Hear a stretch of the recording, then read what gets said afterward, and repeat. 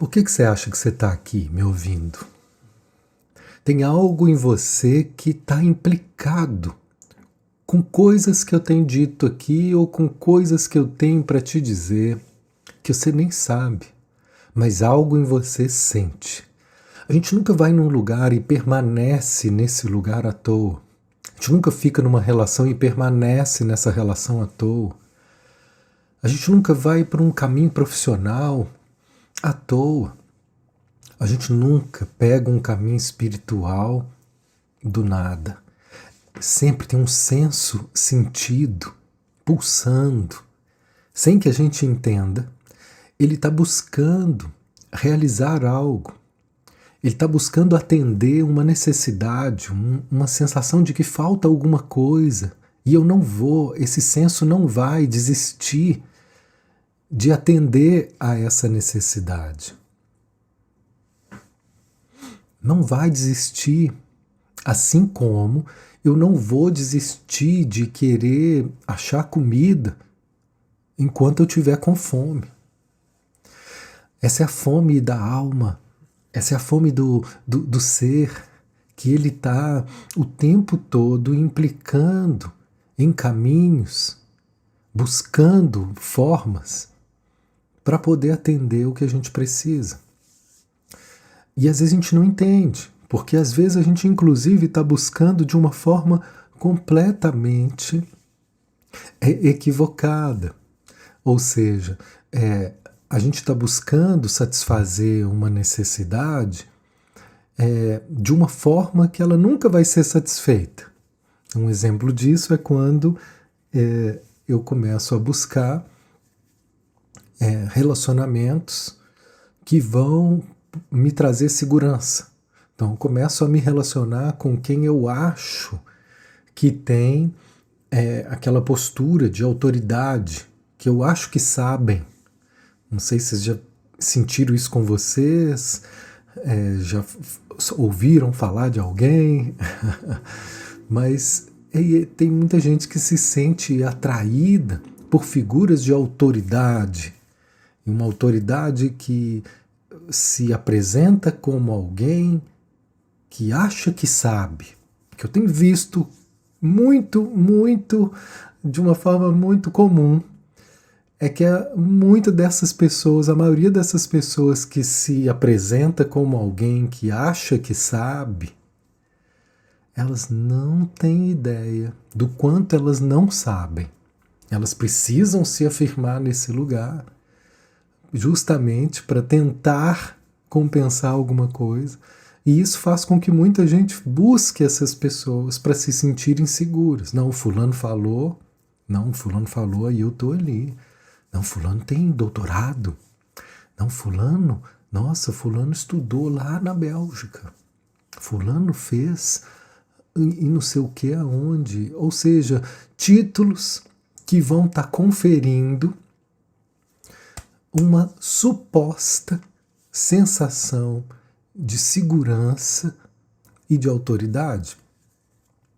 E aí o que vai acontecer, que já aconteceu comigo, é que muitas vezes eu confiei em pessoas que representavam para mim essas figuras de saber, figuras de poder, até que a vida me mostrou a verdade, que sempre vem, que essas pessoas, elas falam muito mais do que elas sabem, que essas pessoas não vivem aquilo que elas pregam, essas pessoas não têm tudo aquilo que elas falam que têm. Né? Os vendedores são ótimos nisso, de vender uma coisa que às vezes não corresponde ao que você compra. E assim, diante disso, uma decepção enorme. Ou seja, eu estava buscando atender a uma necessidade da minha alma que era de segurança ou proteção. É uma necessidade legítima, é um senso que busca do mesmo jeito que a gente busca comida quando tem fome. Eu preciso me sentir seguro para poder estar em paz. E essa é uma grande questão da nossa vida. Para mim, das questões mais centrais, né, mais fundamentais da nossa vida. Como é que a gente vai se sentir seguro? Qual é a fonte da segurança? Tem como a gente se sentir seguro? De onde vem a segurança? Então, a necessidade é tão grande que faz a gente buscar em lugares que de verdade não vão corresponder. Mas eu não vou deixar de buscar, porque é uma necessidade real. Até o momento em que nós vamos vivendo essas decepções e vamos entendendo que esses referenciais de segurança fora de nós, eles vão ser sempre aquela pinguela mal acabada que a gente pisa e pode ser que dê um apoio para o próximo passo e pode ser que rua tudo e dali a gente desabe, porque ninguém fora de nós vai poder oferecer total segurança a respeito da nossa vida. Então, muito cuidado com cada terapeuta que acha que sabe o que é melhor para você. Muito cuidado com cada professor que acha que entende tudo sobre tudo. A minha segurança começou a vir quando eu comecei a aceitar que eu não sabia. Aí eu comecei a relaxar um pouco, né? Porque tem hora que eu ainda acho que eu tenho que saber mais do que eu sei e começo a me cobrar, é sinal que eu estou me sentindo inseguro.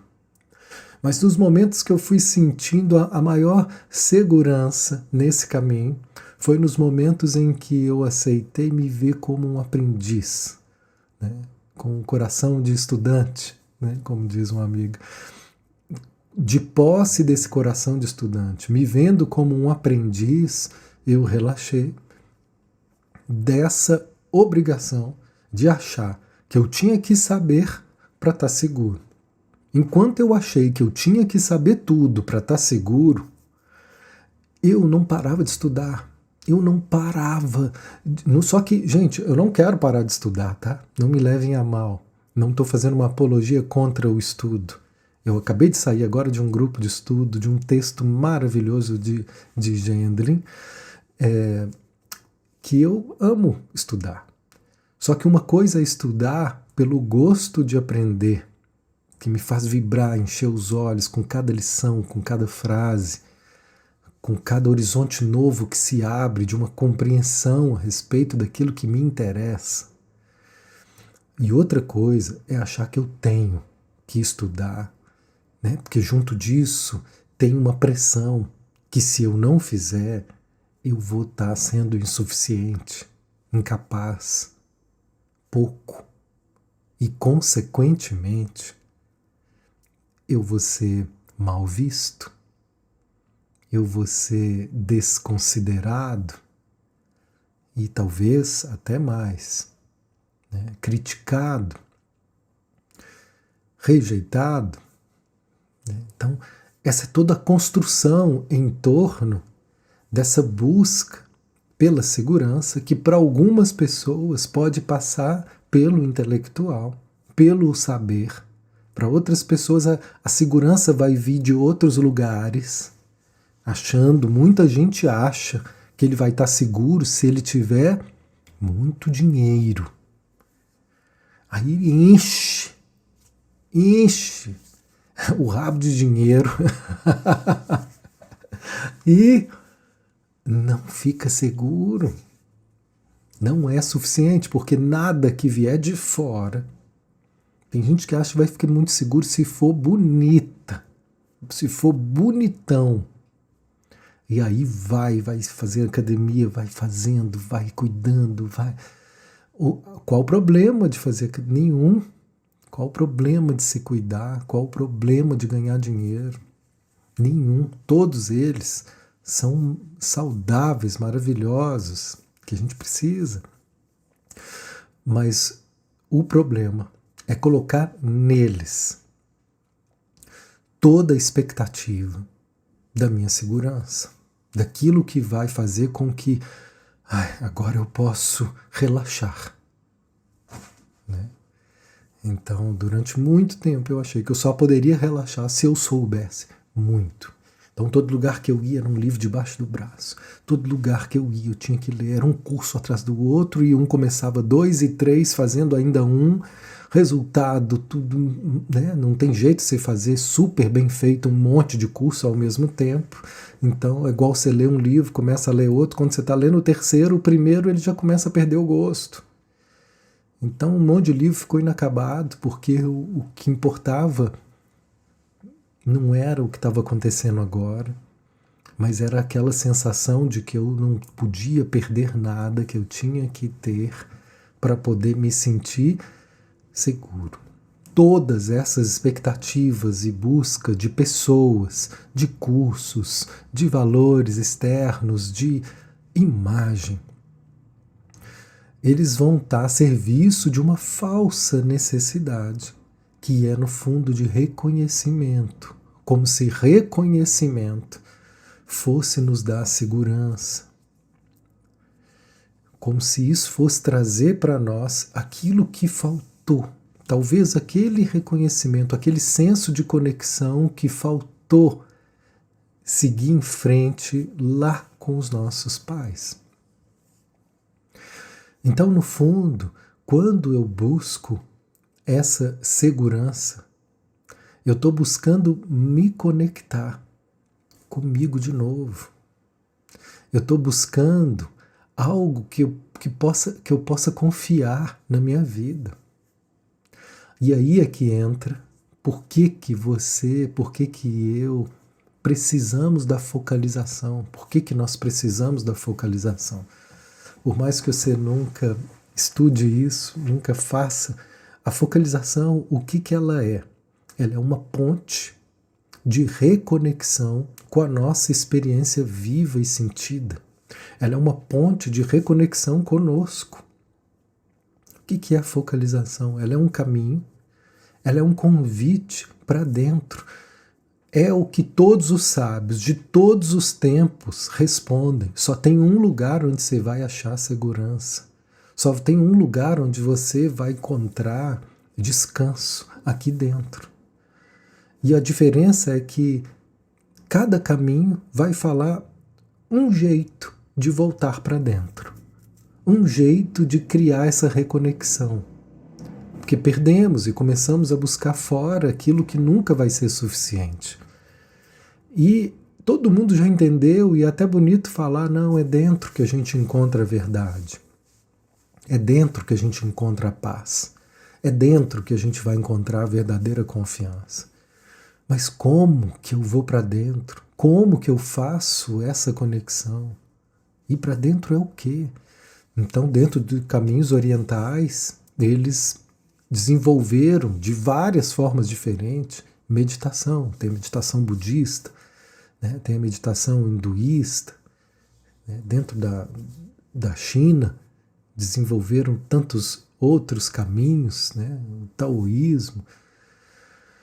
São vários sábios falando justamente de formas diferentes para atender a culturas diferentes, linguagens diferentes, um mesmo princípio, um mesmo sentido de voltar nossa atenção para o nosso interior.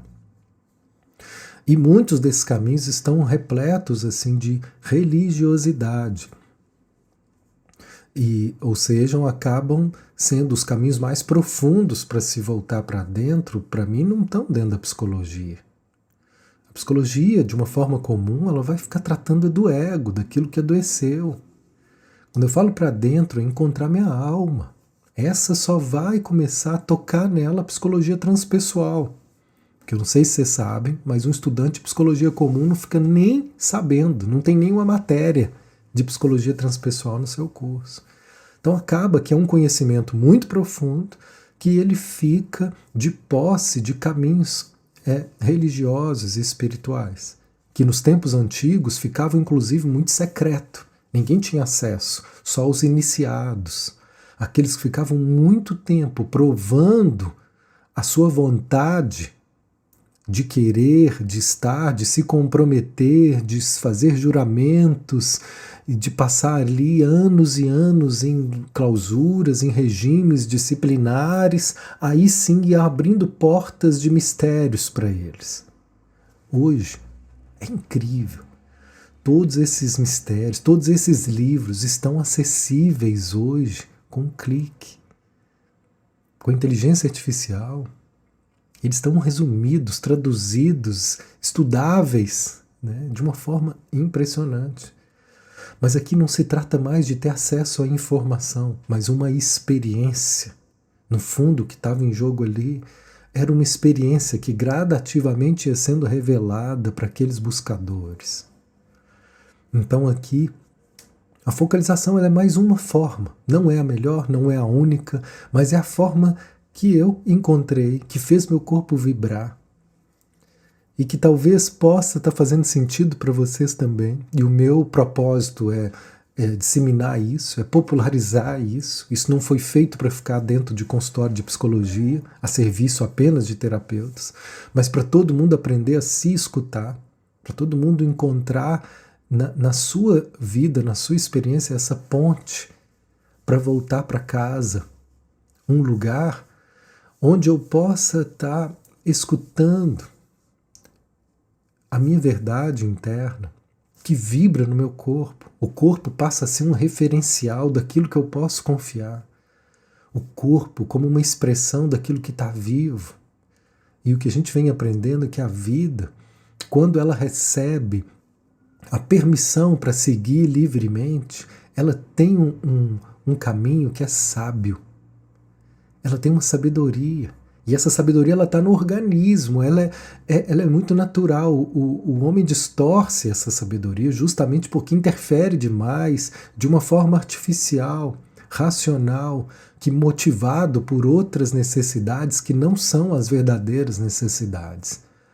Mas as verdadeiras necessidades, elas podem ser escutadas.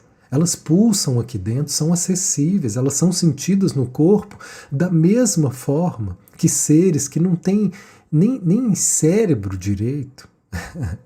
Uma água viva, ela sente o que ela precisa e se move. Uma ameba, um microser, um nanoser, ele se move para o lugar que ele precisa. Tem uma sabedoria de vida ali na teia da aranha construída milimetricamente. Aquele ser daquele tamanho tem um senso de inteligência que rege aquilo ali, que não é racional, né? que funciona a partir de uma ordem sentida. E essa dimensão, ela existe aqui dentro de nós como um centro de força criativa, sábia, construtiva e pronta para poder nos mostrar aonde que a gente deve tecer nossas teias para poder seguir caminhos que tenham mais a ver conosco. Como é que eu vou saber qual caminho tem mais a ver conosco? Eles vão fazer sua alma vibrar. Eles vão fazer seus olhos brilharem. Olha o que eu disse, vibração, brilho, são sensações corporais. É o nosso corpo que vai anunciar para nós quando a gente está perto daquilo que atende essa necessidade. É muito curioso, por que eu não estou aqui falando de culinária? Por que eu não fui trabalhar com outros caminhos? Publicidade, eu vim para a psicologia. Dentro da psicologia, eu vim de mão dada com caminhos espirituais. É uma necessidade única da minha alma atender questões aqui que vão se ampliando, que são antigas, mas que vão em busca daquilo que é um anseio. Quando eu encontrei a focalização, eu olhei aquele livro, o primeiro livro traduzido, comecei a chorar. Falei, achei meu caminho. Eu não sabia a profundidade daquilo, eu não sabia que um dia eu ia dar aula daquilo. Eu não sabia que hoje eu ia estar aqui falando disso. Começou com o primeiro contato, mas algo em mim já sabia. Meu corpo já vibrava por isso. Meu corpo já pedia por isso. Por um caminho que me trouxesse de volta a me conectar com o meu corpo.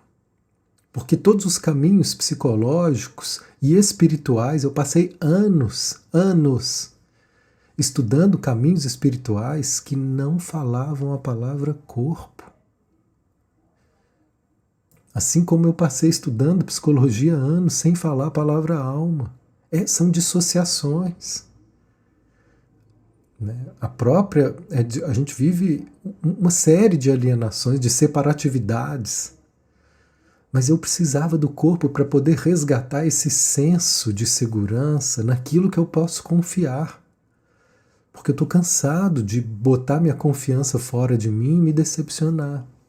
Quando eu começo a ter o corpo como referência daquilo que é confiável, eu começo a escutar. A cada passo que eu dou, eu consulto o mestre. O mestre está fora ou dentro? Dizia Milton Nascimento, meu mestre é o coração, meu tambor no peito, meu amigo cordial. E o que eu entendo hoje da focalização é que o corpo é o grande coração. O corpo é esse grande tambor que pulsa, sabe? O coração é só um símbolo do sentir. Onde é que a gente sente, afinal? Como é que eu passei tanto tempo estudando caminhos espirituais que falavam do sentir para ser transformadores? Caminhos psicológicos que falavam do sentir para a mudança acontecer. E não falavam do corpo. O corpo é o palco da experiência sentida. É só no corpo que a gente sente. Então, poder me dedicar a escutar os sussurros desse corpo, sabe? Os caminhos que esse corpo me mostra, que começam sem palavras, para deixar que eles se formem, para deixar que eles avancem e vão me mostrando, sabe? É como caminhar no escuro, onde você põe o pé ainda sem ver. Se eu sinto que é por aí, mas o que tem? Eu não sei, mas eu preciso ir. Esse eu preciso ir significa eu estou confiando naquilo que eu estou sentindo. Essa é a verdadeira confiança. É a gente conseguir, de fato, discernir o que merece a nossa atenção aqui dentro, o que está vibrando aqui dentro como corpo, e se deixar ser guiado por isso. Então, por um lado, é desenvolver uma disponibilidade para poder ouvir, porque a maioria de nós não está com tempo para ouvir. Eu estou ocupado demais para parar e ouvir. Então, desenvolver essa disponibilidade para ouvir aquilo que eu não sei. Porque se eu acho que eu sei, eu vou ouvir para que eu já sei. Já sei o que eu tenho que fazer, para onde que eu tenho que ir. E aqui tem sempre uma reorientação. Aquilo que foi muito certo para mim há 5 anos atrás, hoje não é mais. Aquilo que está muito certo para mim agora, eu não sei como é que vai estar daqui 5 anos. Então, ouvir o corpo significa ouvir aquilo que está vivo e sempre novo. Porque a vida é um constante processo de regeneração, de mudança, de novidade. Então, poder se guiar por isso, por um lado, é maravilhoso, porque é pura liberdade de mudar sua rota, sabe? É liberdade de descobrir o novo, aquilo que mais te realiza, mas, por outro lado, é muito ameaçador, porque a gente aprendeu que segurança é se agarrar naquilo que é estável. Então a gente quer que as nossas relações sejam eternas, que as nossas profissões sejam eternas. A gente quer. Quem é que casa para separar? Quem é que começa a fazer um curso imaginando que vai mudar de carreira? Se eu dedico a algo, eu quero, né, agarrar. Mas mais uma vez é isso. Agarrar em pessoas, agarrar em caminhos aqui fora. Né? Eu fiz isso. E quando eu comecei a ouvir aqui dentro de mim que aquilo ali tinha acabado, um ciclo, quando eu comecei a ouvir, como é que eu soube que acabou o ciclo? Não tinha mais vida. Sabe, uma árvore que não dá mais fruto, que não estava me nutrindo mais, e eu ainda insistindo, porque eu acreditei que aquilo ali tinha que ser para sempre, porque ali eu aprendi que era um lugar que eu já sabia como era, como funcionava, eu aprendi a ser alguém naquele lugar, ser alguém para aquela pessoa. Para aquela outra pessoa eu não sou ninguém, para esse outro caminho eu não sou ninguém. A gente se apega a imagens de autoimportância, a gente se apega a velhas estruturas, como se isso pudesse trazer segurança numa estabilidade imaginária, ilusória, até que vai ruindo. Vai ruindo e chega um momento que a gente não tem onde se agarrar, que tudo rui mesmo. Quanto maior a nossa resistência de se agarrar, mais vai ser sofrido a hora que ruir, que não vai ter onde pegar. E de repente nós vamos nos deparar com ruínas. Ruínas, aquele gosto de morte. E aquilo ali não precisa ser algo terrível. É só um ciclo que encerrou porque passou da hora de você já ter escutado o que sua alma já estava te contando há muito tempo. Que não foi de uma hora para outra que tudo morreu. Foi aos poucos que foi perdendo vida. Foi aos poucos. Só que a gente não quer escutar isso. Eu não estava disponível para escutar isso porque eu estava muito comprometido com aquela velha imagem, com aquele lugar conhecido, com aquelas estruturas estáveis. Então, escutar isso significa desconforto de imaginar que mudar dá trabalho. Não queremos ter trabalho, né? Nosso cérebro, ele parece que ele é formatado para viver sempre o mais cômodo. Então a mudança ela vai gastar muita energia. Mas depois nós vamos respirar num próximo nível, onde vai estar muito mais confortável. Porque é muito desconfortável viver em cenários que você não está feliz.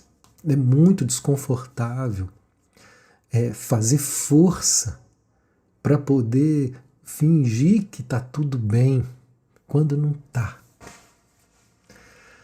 Então é o corpo que vai te dizer. Só que, por um lado, eu não tenho ainda a permissão, a disponibilidade para escutar. Que é isso que a gente está desenvolvendo aqui em cada curso.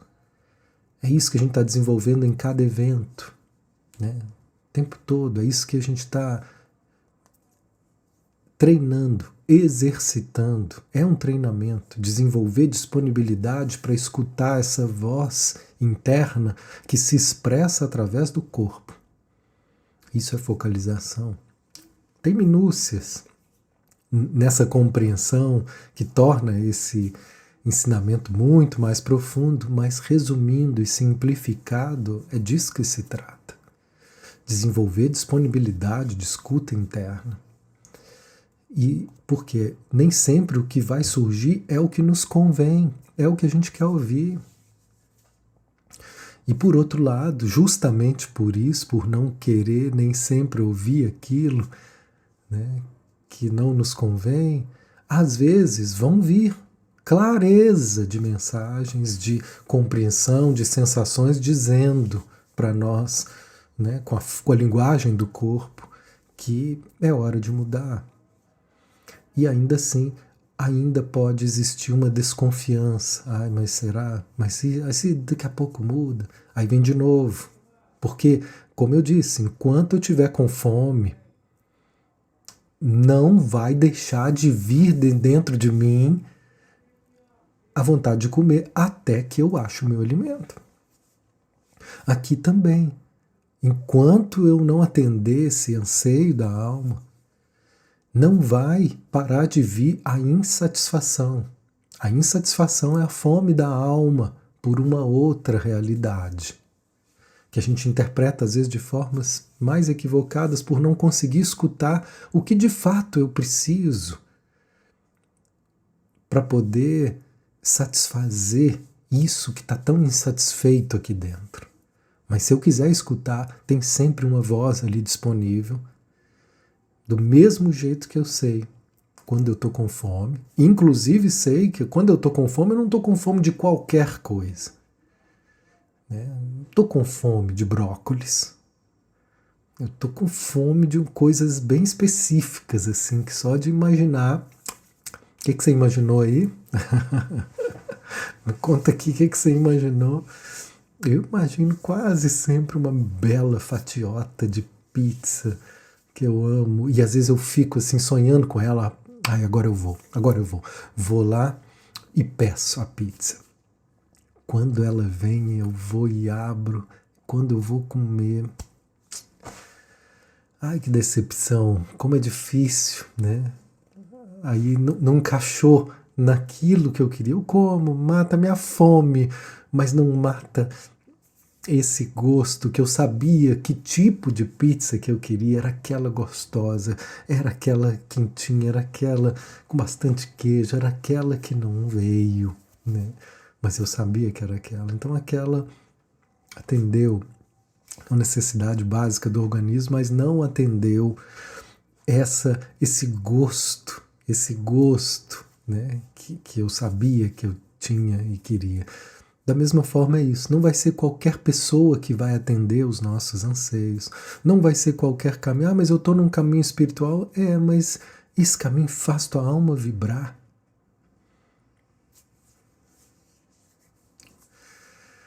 É isso, poder achar o que faz nossa alma vibrar é o sentido dessa escuta interna.